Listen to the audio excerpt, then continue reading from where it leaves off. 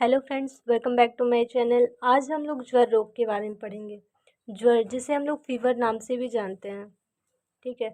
ज्वर जो होता है ना, एक स्वतंत्र रोग भी होता है और बहुत सारे रोग के लक्षण या फिर उपद्रव फलस्वरूप जो होता है ना, ज्वर की उत्पत्ति होती है। आचार्यों ने बताया है कि रुद्र के कोप से जो होता है ना, ज्वर की उत्पत्ति होती है।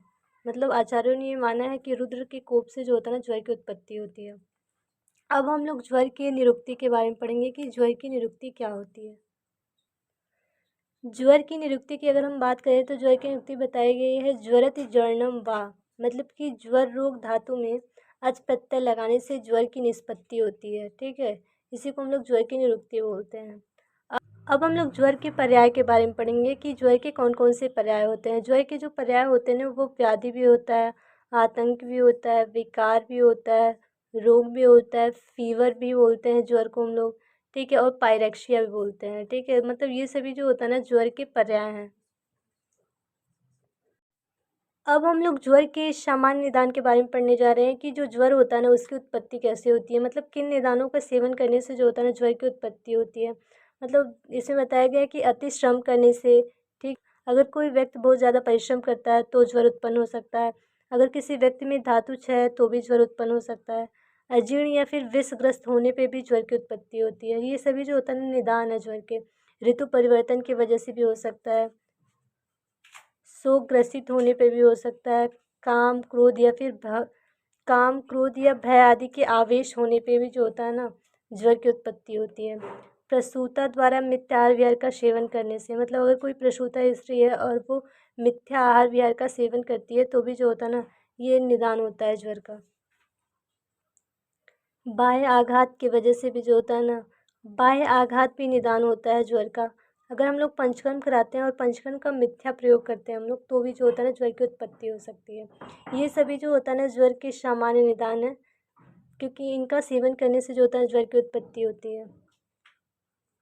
अब हम लोग ज्वर के भेद के बारे में पढ़ेंगे। भिन्न भिन्न आचार्यों ने ज्वर के भेद जो होता है ना, भिन्न भिन्न बताया है। ज्वर के सबसे पहले हम लोग ज्वर के द्विविध भेद के बारे में पढ़ेंगे। ज्वर का द्विविध भेद सबसे पहले बताया गया है कि ज्वर दो प्रकार के होते हैं, शारीरिक ज्वर होता है और मानसिक ज्वर होता है। पहले जो होता है ना, ज्वर के द्विविध भेद के बारे में मैंने आपको बताया कि ज्वर दो प्रकार का होता है। सबसे पहला होता है शारीरिक ज्वर, दूसरा होता है मानसिक ज्वर। दूसरा जो होता है ना, द्विविध भेद में बताया गया है कि ज्वर जो होता है ना, सौम्य ज्वर होता है और आग्नेय। तीसरा बताया गया है कि जो द्विविध भेद होते हैं ना, ज्वर के जो द्विविध भेद होते हैं ना, बहुत सारे बताए गए हैं। तीसरा बताया गया है कि ज्वर जो होता है ना, अंतर्वेग ज्वर होता है और बहिर्वेग ज्वर होता है। चौथा जो द्विविध भेद है, उसमें बताया गया है कि जो ज्वर होता है ना, एक तो प्राकृतिक ज्वर होता है, दूसरा वैकृतिक ज्वर होता है। और पांचवा जो द्विविध भेद बताए गए हैं ज्वर के, उसमें साध्य ज्वर बताया गया है और असाध्य ज्वर बताया गया है। अभी तक मैंने आपको ज्वर के द्विविध भेदों का वर्णन किया है, बताया है कि ज्वर जो होता है ना, द्विविध भेद से जो ज्वर होते हैं ना, कौन कौन से होते हैं। सबसे पहले मैंने आपको शारीरिक मानसिक ज्वर बताया, सौम्य आग्नेय बताया, अंतर्वेग बहिर्वेग बताया है, प्राकृतिक वैकृतिक बताया है, साध्य ज्वर और असाध्य ज्वर बताया है। अब हम लोग काल भेद से जो होता है ना, अब हम लोग काल के आधार पे ज्वर के भेद पढ़ेंगे। ठीक है, कि काल के आधार पे ज्वर के कौन कौन से भेद होते हैं। काल बल एवं अबल भेद से ज्वर के 5 भेद बताए गए हैं। मतलब कि काल के आधार पे बल और अबल भेद से जो ज्वर होते हैं ना, उसके 5 भेद बताए हैं, जिसे हम लोग विषम ज्वर के नाम से भी जानते हैं। विषम ज्वर जो होता है ना, बहुत इंपॉर्टेंट होता है। विषम ज्वर के जो 5 भेद होते हैं, उसके बारे में हम लोग पढ़ने जा रहे हैं कि विषम ज्वर जो होता है ना, 5 प्रकार का बताया गया है। संतत ज्वर होता है, सतत ज्वर होता है, अन्युदेशक ज्वर होता है, तृतीयक ज्वर होता है और चतुर्थक ज्वर होता है। ये सभी जो होता है ना, विषम ज्वर के भेद होते हैं। काल काल के आधार पे मैंने बताया कि ज्वर 5 प्रकार का होता है, जिसे हम लोग विषम ज्वर के नाम से भी बताया। मैंने उसके भेदों के बारे में भी आपको बता दिया है कि ये जो 5 भेद होते हैं ना, संतत, सतत, अन्युदेशक, तृतीयक और चतुर्थक ज्वर होते हैं। अब हम लोग आश्रय के आधार पे जो होता है ना, ज्वर के भेद पढ़ेंगे। तो इसमें बताया गया है कि आश्रय भेद से जो होता है ना, ज्वर 7 प्रकार के होते हैं, जिसे हम लोग धातुगत ज्वर भी बोलते हैं। मतलब इसके नाम से ही पता चलता है कि धातु से संबंधित ज्वर होते हैं। तो इसमें बताया गया है कि धातुगत ज्वर जो होता है ना, रसगत ज्वर होता है, रक्तगत ज्वर होता है, मांसगत ज्वर होता है, मेदोगत ज्वर होता है, अस्थिगत ज्वर होता है, मज्जागत ज्वर होता है और शुक्रगत ज्वर होता है। ये सातों जो होता है ना धातुगत ज्वर के भेद होते हैं। ज्वर का जो सब ज्वर के भेद लास्ट ज्वर का भेद है जो हम लोग पढ़ने जा रहे हैं, इसमें बताया गया है कि ज्वर जो होता है ना दो प्रकार के होते हैं, एक निज ज्वर होता है और दूसरा आगंतुक ज्वर होता है। जो निज ज्वर होता है ना वो 8 प्रकार का होता है ना, वो 8 प्रकार का होता है, जबकि जो आगंतुक ज्वर होता है वो 4 प्रकार का होता है। जो निज ज्वर के 8 भेद होते हैं ना वो हम लोग देखते हैं कि कौन कौन से होते हैं। जो निज ज्वर 8 प्रकार के होते हैं वो होता है वातज ज्वर होता है, पित्तज ज्वर होता है, कफज ज्वर होता है, वातज पित्तज ज्वर होता है, वात कफज ज्वर होता है, पित्तज कफज ज्वर होता है, सन्निपातज और आगंतुक ज्वर होता है। मतलब कि ये दोषानुसार जो होता है, निज ज्वर जो होता है ना दोषानुसार होता है और एक आगंतुक ज्वर होता है। अगर हम लोग आगंतुक ज्वर की बात करते हैं तो आगंतुक ज्वर जो होता है ना 4 होते हैं, जिसमें से होता है पहला अभिघातज ज्वर होता है, अभिशापज ज्वर होता है, अभिचारज ज्वर होता है और अभिसंगत ज्वर होता है। ये सभी जो होता है ना ज्वर के पूर्व रूप। अब हम लोग ज्वर के पूर्व रूप के बारे में पढ़ने जा रहे हैं कि ज्वर के पूर्व रूप में हम ज्वर के कौन से पूर्व रूप देखते हैं तो उसके अनुसार हम लोग ज्वर बताते हैं। अब हम लोग ज्वर के पूर्व रूप के बारे में पढ़ने जा रहे हैं। दोषानुसार पूर्व रूप कौन कौन से होते हैं। वातिक ज्वर में जो होता है ना, वातिक ज्वर का पूर्व रूप जिह्वा होता है, जबकि जो पित्त ज्वर होता है ना उसका पूर्व रूप नयन दाह होता है। अगर हम लोग कफत ज्वर की बात करते हैं तो उसके पूर्व रूप में जो होता है ना अरुचि देखते हैं। और जो द्वंद्वज और सन्निपातज ज्वर होता है उसमें जो होता है ना ये सारे जो होता है ना लक्षण मिलते हैं। ये सभी जो होता है ना ज्वर के पूर्व रूप के लक्षण होते हैं। अब हम लोग ज्वर के प्रत्यात्म लक्षण के बारे में पढ़ेंगे। ज्वर के जो प्रत्यात्म लक्षण होते हैं ना वो बहुत इंपॉर्टेंट होता है। कभी कभी वाइवा में या फिर एग्जाम में भी 2 नंबर का आता है। तो ज्वर के प्रत्यात्म लक्षण में आचार्य चरक ने बताया है। ज्वर के प्रत्यात्म लक्षण आचार्य चरक ने 5 बताया, जबकि आचार्य सुश्रुत ने ज्वर के प्रत्यात्म लक्षण जो होता है ना 3 ही बताया है। तो आचार्य चरक ने जो ज्वर के 5 प्रत्यात्म लक्षण बताए उसके बारे में हम लोग सबसे पहले पढ़ेंगे। ज्वर के प्रत्यात्म लक्षण में इन्होंने ज्वर के प्रत्यात्म लक्षण में इन्होंने संताप बताया है, अरुचि बताई है, तृष्णा बताया है, अंगमर्द बताया है और बताया है। ठीक है, इसको हम लोग आसानी से इसके द्वारा याद कर सकते हैं। 7 अरुचि अंग में हृदय व्यवस्थित है। 7 के स से संताप लेंगे, त से तृष्णा लेंगे, अरुचि से अरुचि हो जाएगा, अंग से अंगमर्द हो जाएगा, हृदय से हृदय व्यथा हो जाएगा और हृदय व्यवस्थित है से हृदय व्यथा लेंगे। ठीक है, ये जो होता है ना आचार्य चरक ने ज्वर के प्रत्यात्म लक्षण बताया है।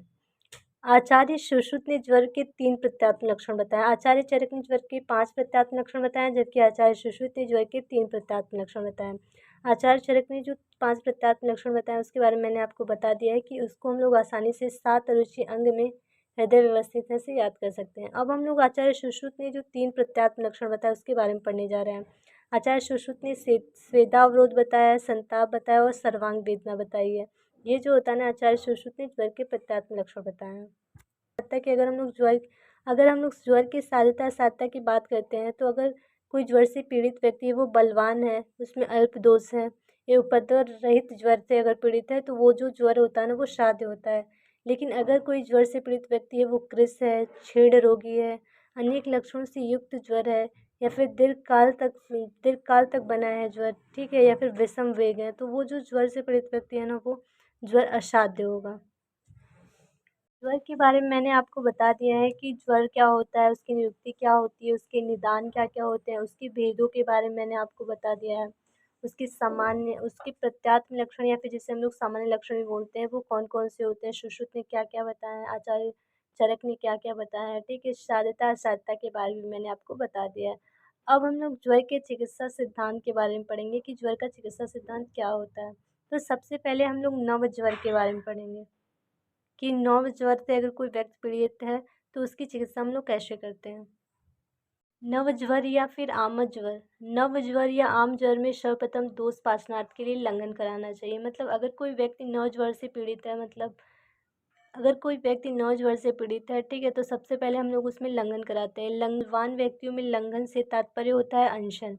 मतलब कि अगर कोई बलवान व्यक्ति वो नव ज्वर से पीड़ित है तो उसमें हम लोग लंघन कराते हैं। लंघन का मतलब हम लोग उसे लंघन का मतलब होता है कि अनशन। लेकिन अगर कोई व्यक्ति दुर्बल है, ठीक है, और वो नव ज्वर से पीड़ित है तो उसमें हम लोग लघु भोजन कराते हैं। लंघन की जो क्रिया हम लोग नव ज्वर से पीड़ित व्यक्ति में कराते हैं वो किस में निषेध होता है। अगर कोई व्यक्ति है क्षय से पीड़ित है, वातज ज्वर से पीड़ित है, भय से पीड़ित है, क्रोध से पीड़ित है, शोक से ग्रसित है, श्रम से पीड़ित है, तो उसमें अगर वो ज्वर से पीड़ित है, ऐसे व्यक्ति जो क्षय से पीड़ित हो, वातज रोग से पीड़ित हो, भय भय से ग्रसित हो, क्रोध से पीड़ित हो, शोक से ग्रसित हो, ठीक है, अधिक श्रम करता हो, ठीक है, उसमें अगर नौ ज्वर होता है तो भी हम उसमें लंघन नहीं करा सकते हैं। आचार्य चरक ने जो लंघन के बारे में बताया है कि नौ ज्वर से अगर कोई पीड़ित व्यक्ति है तो उसमें दोषों के पाचन के लिए हम लोग लंघन कराते हैं। तो उसमें बताया है कि लंघन हम लोग 7 दिन तक कराते हैं, ठीक है। 7 दिन तक जब हम लोग लंघन कराते हैं तो 8वें दिन जो होता है ना, ज्वर जो होता है ना, निराम हो जाती है, मतलब कि दोषों का शमन हो जाता है। जबकि आचार्य हारित ने बताया है कि हम लोग 1 दिन, 3 दिन या फिर 6 दिन तक जो होता है ना, लंघन कराते हैं। नौ ज्वर से पीड़ित व्यक्ति में आचार्य ने बताया कि सर्वप्रथम हम लोग लंघन कराते हैं, फिर उसके बाद बताया गया कि हम लोग पाचन कराते हैं। इसको हम लोग एक श्लोक के द्वारा भी याद कर सकते हैं, ये बहुत आसान सा श्लोक है। लंघनम स्वेदनम काले यवागु तिक्तो रस पाचन अन्य विपाका नाम दोषाणाम तरुणे ज्वर। ये चरक चिकित्सा 3 का श्लोक है। मतलब कि नौ ज्वर से अगर पीड़ित व्यक्ति है तो उसमें दोषों के पाचनार्थ के लिए आचार्य चरक ने बताया कि सबसे पहले लंघन कराते हैं, फिर स्वेदन कराते हैं, ठीक है, फिर काल के अनुसार हम लोग लंघन कराते हैं, ठीक है, उसके बाद यवागु और तिक्त रस का सेवन कराते हैं, तो जो होता है ना, उस व्यक्ति को मतलब उसके जो होता है ना, दोषों का शमन हो जाता है। नौ ज्वर से पीड़ित व्यक्ति है तो उसमें मतलब ये भी बताया गया है कि लंघन कराते हैं, फिर पाचन कराते हैं, पानी प्रयोग करते हैं। मतलब कि अगर ज्वर में पीड़ित व्यक्ति है उसको तृष्णा होने पर जो होता है ना, दोषों का भली भांति विचार करके औषध युक्त जल पीने के लिए देना चाहिए। मतलब कि ज्वर से पीड़ित जो व्यक्ति है अगर उसे उसमें ज्वर में तृष्णा लगती है तो उसके दोषों का भली भांति विचार करके हम लोग जैसे कि आचार्य चरक ने सड़ंग पानी पीने का निर्देश दिया है, ठीक है। नौ ज्वर में हम लोग जो होता है ना, कषाय रस नौ ज्वर में जो होता है ना, कषाय रस निषेध होता है, मतलब कषाय रस का सेवन नहीं कराते हैं। जब ज्वर में कफ की प्रधानता होती है तो हम लोग वमन कराते हैं, ज्वर में विरेचन भी कराते हैं। नव ज्वर में नस्य का प्रयोग करते हैं, मतलब नव ज्वर से पीड़ित व्यक्ति में हम लोग नस्य भी करा सकते हैं। धातुगत ज्वर, मैंने आपको धातुगत ज्वर के बारे में बताया है कि धातुगत ज्वर जो होता है ना, 7 होते हैं। रसगत ज्वर होता है, रक्तगत ज्वर होता है, मांसगत ज्वर होता है, मीन्स मेदगत ज्वर होता है, अस्थिगत ज्वर और मज्जागत ज्वर के बारे में मैंने आपको बताया। तो अब हम लोग सब धातुगत या फिर धातुगत ज्वर जो होते हैं ना, उसके चिकित्सा सूत्र के बारे में पढ़ेंगे।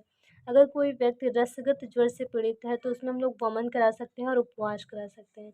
लेकिन अगर कोई रक्तगत ज्वर से व्यक्ति पीड़ित है तो उसमें हम लोग परिषेक कराते हैं, प्रदेय कराते हैं और संशमन औषधियों का प्रयोग करते हैं। लेकिन अगर कोई व्यक्ति मांसगत ज्वर से पीड़ित है तो उसमें हम लोग विरेचन कराते हैं और उपवास कराते हैं। मेदगत ज्वर से पीड़ित व्यक्ति में भी हम लोग विरेचन और उपवास ही कराते हैं। जबकि हम लोग अस्थिगत और मज्जागत ज्वर से पीड़ित व्यक्ति है तो उसमें हम लोग बस्ती, निरोग बस्ती और अनुवासन बस्ती देते हैं। इस तरह से जो होता है ना, हम लोग धातुगत ज्वर की चिकित्सा करते हैं। ठीक है, अभी तक हम लोगों ने ज्वर के चिकित्सा सिद्धांत के बारे में पढ़ा है। अब हम लोग ज्वर की चिकित्सा के बारे में पढ़ेंगे कि ज्वर में हम लोग जो होता है ना, संशोधन चिकित्सा कौन कौन सी कराते हैं और संशमन चिकित्सा में हम लोग कौन कौन सी औषधियाँ देते हैं। तो सबसे पहले हम लोग ज्वर के संशोधन चिकित्सा के बारे में पढ़ने जा रहे हैं कि ज्वर में जो पीड़ित व्यक्ति होता है उसमें हम लोग कौन कौन सी संशोधन चिकित्सा कर सकते हैं। संशोधन चिकित्सा की अगर हम लोग बात करें तो उसमें हम लोग वमन करा सकते हैं, विरेचन करा सकते हैं, निरूह अस्थि दे सकते हैं, अनुवासन अस्थि दे सकते हैं, नस्य करा सकते हैं, नश्य करा सकते हैं और रक्त मोक्षण कराते हैं। ये सभी जो होता है ना, ज्वर से पीड़ित व्यक्ति में संशोधन चिकित्सा हम लोग करा सकते हैं, ठीक है। अब हम लोग ज्वर से पीड़ित व्यक्ति में संशमन चिकित्सा में हम लोग कौन कौन सी औषधियाँ देते हैं उसके बारे में हम लोग पढ़ने जा रहे हैं। इसको हम लोग आसानी से इस ट्रिक के द्वारा याद कर सकते हैं। त्रिभुवन हंसे कल अमृता पर जोर से, मतलब त्रिभुवन जो होता है ना, हंस रहे हैं कल अमृता पर जोर से, इसके द्वारा जो होता है ना, हम लोग इन संशमन औषधियों के नाम याद कर सकते हैं। जैसे कि दिया है कि त्रिभुवन, त्रिभुवन से हम लोग त्रिभुवन कीर्ति रस लेंगे। हंसे के ह से हिंगलेश्वर रस ले सकते हैं। स से जो होता है ना, स्वर्ण माली वसंत रस, संसमनी वटी, सौभाग्यवटी और सुदर्शन चूर्ण ले सकते हैं। अब कल की बात करें कि तो हंसे कल, कल के क से जो होता है ना, हम लोग कस्तूरी भैरव रस ले सकते हैं और कफकेतु रस ले सकते हैं। लौ जो होता है ना, उससे हम लोग लक्ष्मी विलास रस ले सकते हैं। अमृता की बात करें तो अमृता से हम लोग अमृता रस ले सकते हैं और अमृता सत्व ले सकते हैं, ठीक है। पर के प से जो होता है ना, पंचकुल चूर्ण ले सकते हैं, प्रवाल पिष्ठी ले सकते हैं। हम लोग ज्वर की ज से हम लोग जो होता है ना ज्वर केसरी रस ले सकते हैं, ज्वर संहार रस ले सकते हैं, जयावटी ले सकते हैं और जो ज्वर मोहरा पिष्टी ले सकते हैं। ये सभी जो होता है संशमन औषधियाँ होती हैं जो कि हम लोग ज्वर में दे सकते हैं। ओवरऑल मैंने आपको ज्वर के बारे में आपको डिटेल में बता दिया है कि ज्वर की निरुक्ति क्या होती है, उसके निदान क्या होती हैं, उसके लक्षण क्या होते हैं, मतलब प्रत्यात्म लक्षण क्या होते हैं, उसके भेदों के बारे में मैंने आपको बताया है कि विविध भेदों। उसके बाद मैंने आपको ज्वर के चिकित्सा सिद्धांत और चिकित्सा के बारे में बताया है कि उसमें हम लोग कौन कौन सी संशोधन चिकित्सा कर सकते हैं और संशमन औषधि में हम लोग क्या दे सकते हैं। अच्छी लगी हो तो मेरे चैनल को सब्सक्राइब करें, वीडियो को लाइक करें। Thank you.